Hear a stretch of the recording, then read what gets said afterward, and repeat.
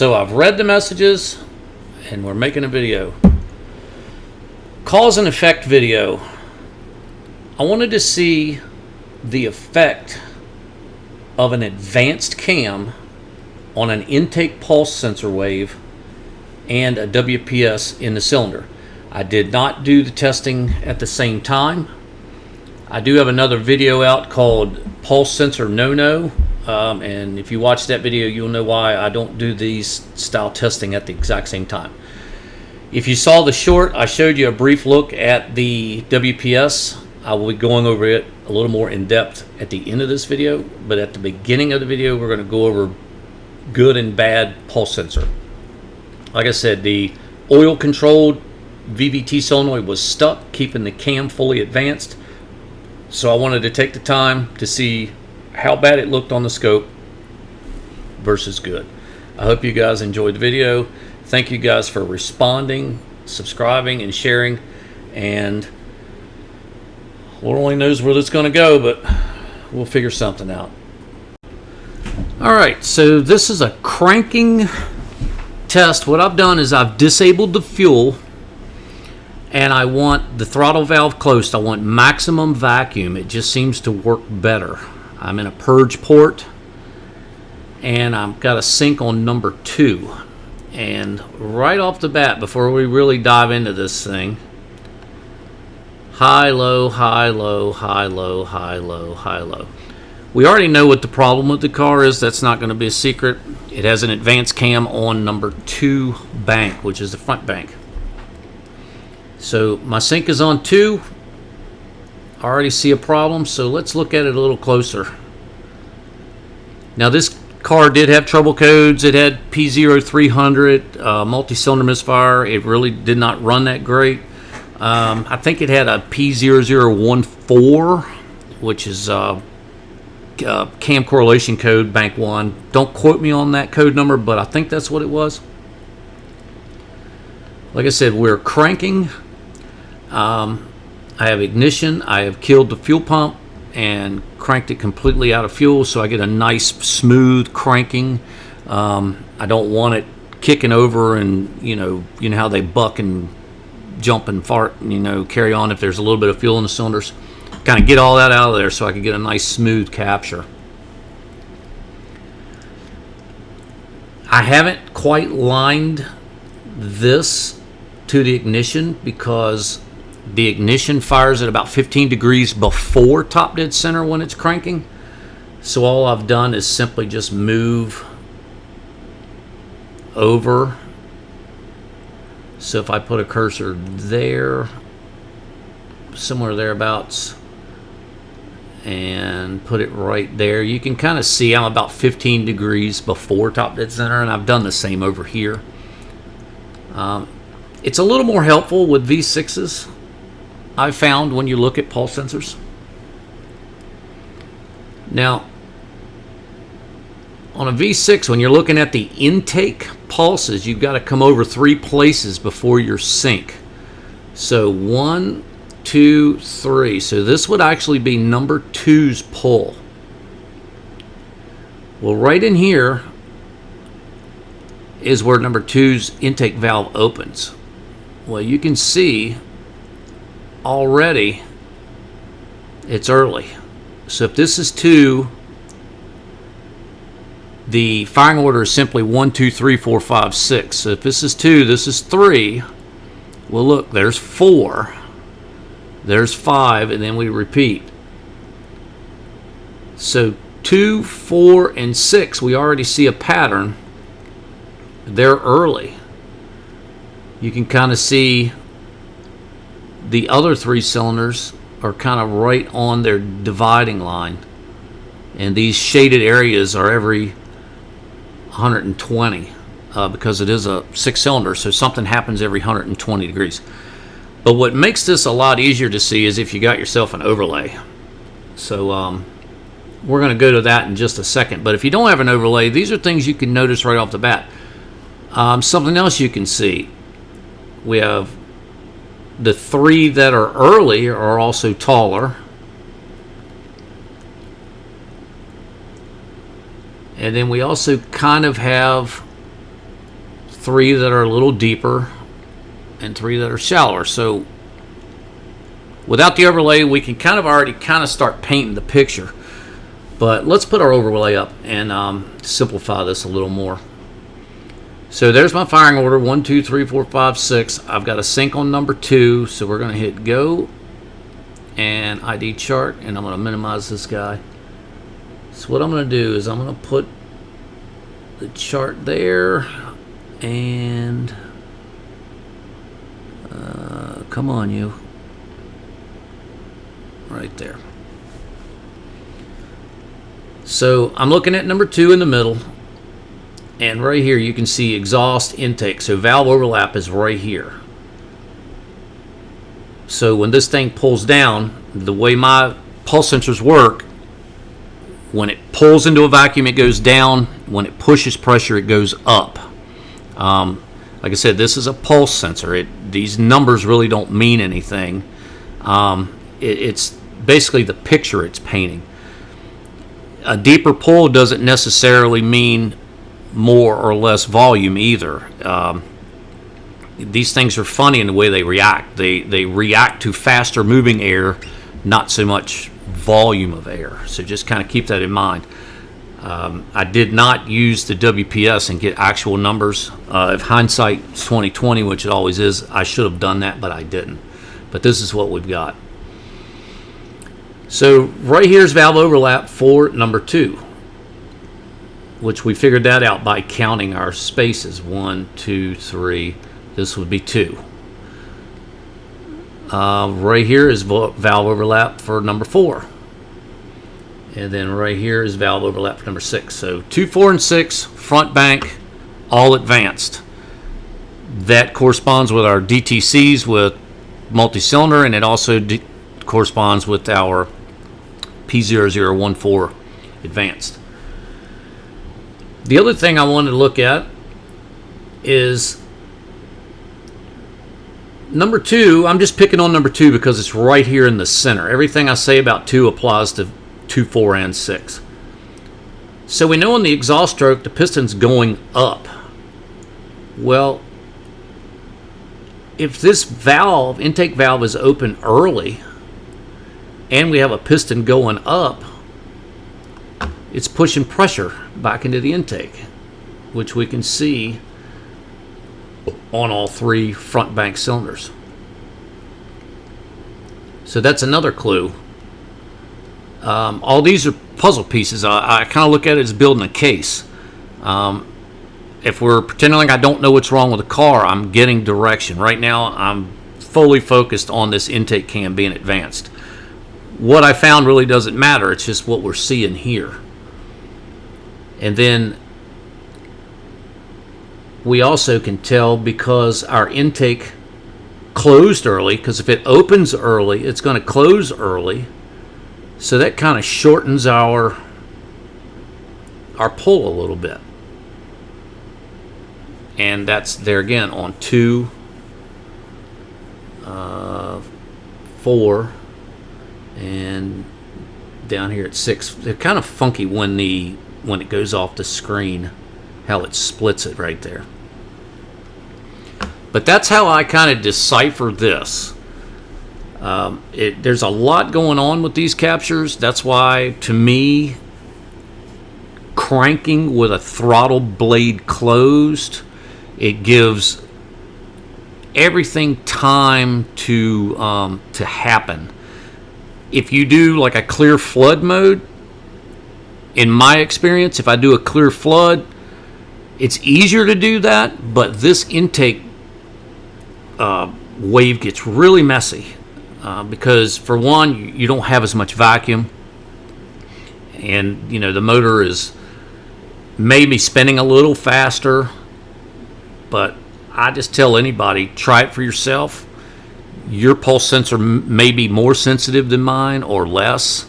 You can use the WPS pressure transducer through Pico. You can put it in a zoom mode, and it acts like a pulse sensor. But I think the main takeaway is this is what an advanced cam would look like for whatever reason the cam's advanced. Whether the chain jumped, the VVT sprocket stuck, the solenoid stuck, you're going in the right direction. So with that being said, let's take him off there and let's look at the good one. We always have to have a good. Same deal. I've moved these over to represent, the 15 degrees cranking. And one thing you got to remember is, this thing is cranking. So you're going to get a little bit of waviness as it starts to, change. Like right in here. I mean, if you draw a line down, it's a little more eye candy. You can kind of see right in here because, it is cranking. But the main takeaway is everything's nice and even. We don't have a high and a low and a high and a low and a high and a low. So before I fixed the car, I went on and did these couple of tests. I've done this, I dare say, 100 times. These timing solenoids sticking on this particular engine and the 4-liter is pretty common. And when you work at a Nissan dealer, you see a lot of these engines, and they're getting some miles on them now. So I literally smacked it with a hammer and it fixed itself. We went on and replaced the solenoids and changed the oil in the car and all, but gave it a little love tap. It fixed itself. But before I did all that, I wanted to run a few tests while it was still broken. So bear with me. That's the intake portion of it. I'm going to go over the WPS captures. And remember, I did these two tests separately. I have another video out that it's called Pulse Sensor No-No. I went over that at the beginning. If you watch that video, you'll see exactly why I do these two tests separately. You can get some weird readings with that extra volume from the hoses and things like that having it in the cylinder. So if you haven't seen that video, I encourage you to watch it, especially if you have a question as to why I don't do these two tests at the exact same time. So hang on, I'm going to pull up the WPS pressure waves. And thanks again, guys, for hanging in there, and we'll see you. All right, here's the WPS in number 2. This is when the car had a problem. You can see that the compression is pretty even across the top. And now this is a running compression wave. And the cam is still advanced. So this would be the bad one. And everything's running along about 103, which that's a little high. But without any cursors, I mean, it looks like a very good wave. I mean, we don't really have a deep pocket. We don't have this one hanging way down here and this one way up here. I mean, it looks pretty good until we actually start measuring. There's the key word. So I've just laid off 720 degrees. And right off the bat, now I'm just talking general rule of thumb stuff here. I don't have a cam card in front of me. Just kind of things I look at. One nice thing I do like about Pico 7 is you can go up here and change the scaling really quick. You could also do vertical zooming. If you didn't know, you could kind of come in here and do all kinds of cool zooming in the display. You can scale it up and down and all that good stuff. You can do your filtering in here. But I just hit the plus and minuses and it kind of gets me where I need to be. So right off the bat, I'm at 360 right here.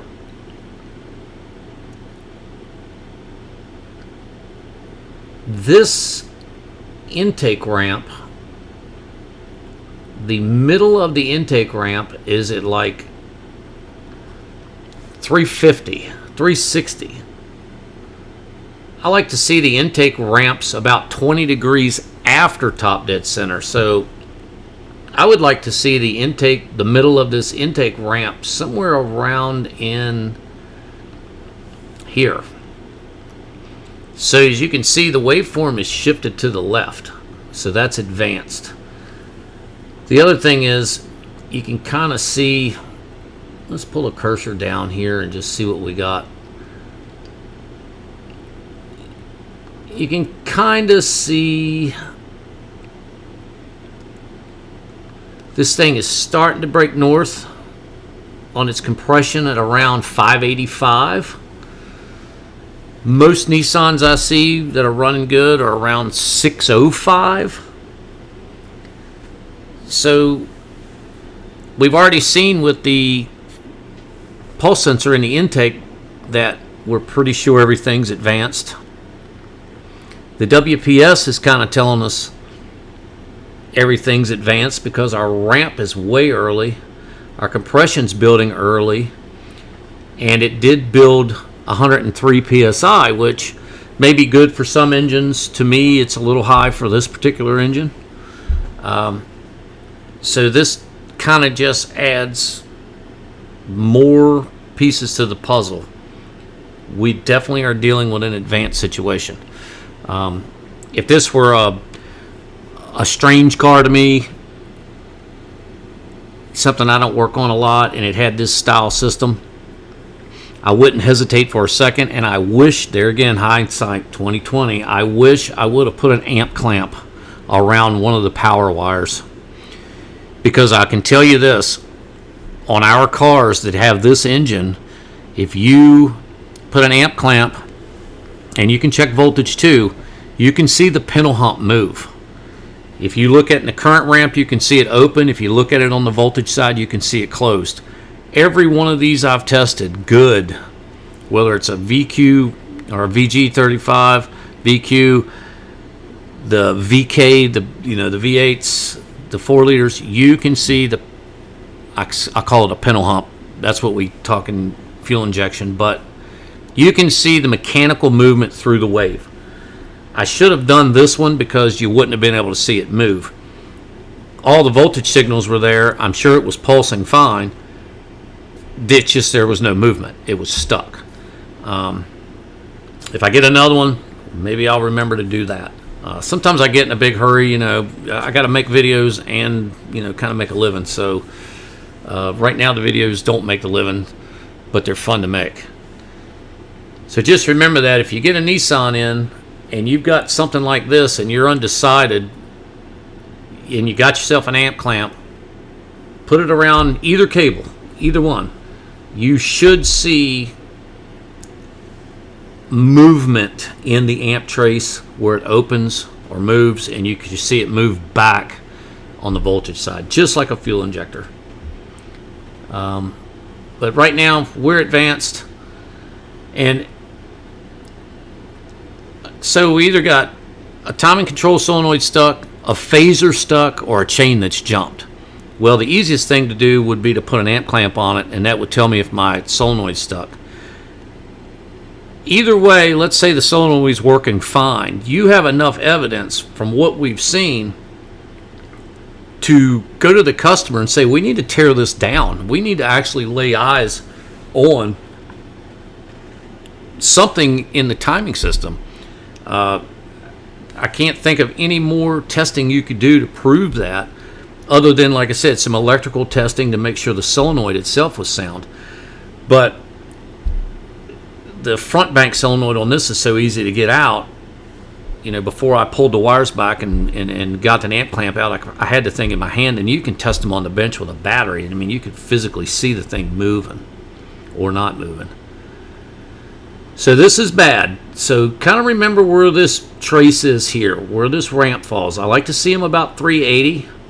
I like to see this about 604, 608, 605, 600, not 580.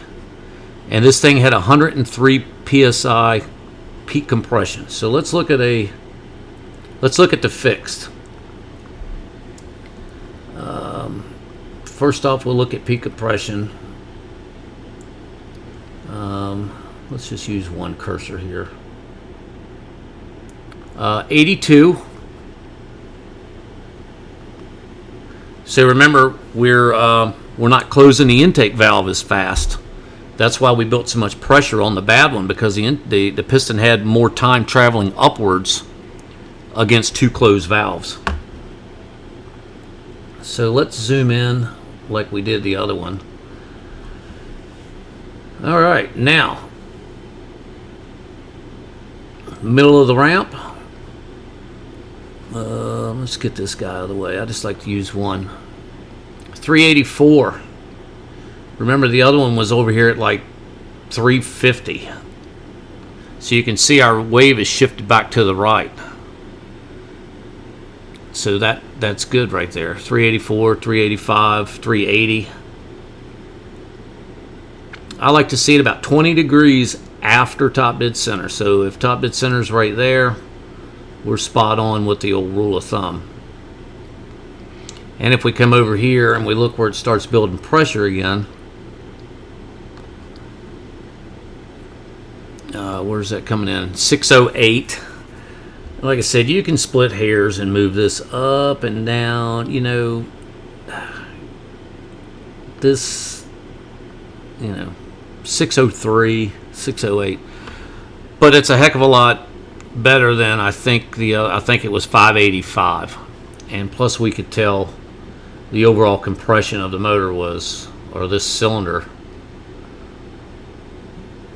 If I keep on clicking, I'm going to lock this thing up. Was about 82 or 83. So there again, guys, we've got proof. We've got an advanced cam. Two different ways to look at it. I did not have to do all this to figure this car out, but I wanted to do all this. Although I've done this thing so many times, I still, every chance I get, I look at pressure waves. I look at the cause of the problem, and then I want to see the effect on the wave. If I would have looked at the cam and the crank correlation, which some guys go for that first, it's not a problem. You would have definitely seen it advanced. Looking at scan data, the scan data showed it advanced. I took a hammer, smacked it, it fixed itself. I just love seeing this stuff. And it seems to be a hot topic, kind of the advanced diagnostics on YouTube. I know anytime I break this stuff out, people want to know more. And I'm the type of person that if there's a demand for it, I'll try to share. Just like this video, you guys hit me up. You said, hey, make a video. So here's the video. And as always, thank you guys for watching. Don't forget, Auto Nerds. All the equipment I use, they have it except for the first look sensor. I don't think they have any pulse sensors at all. You can get yourself a WPS, which, like I said, doubles as an absolute and a pulse sensor all in one unit. And of course, any scopes, leads. You want to get into the Pico group, or if you have any questions, hit me up. If I can't answer it, I will get you to the people who can. As always, thank you guys for watching. Have a good one.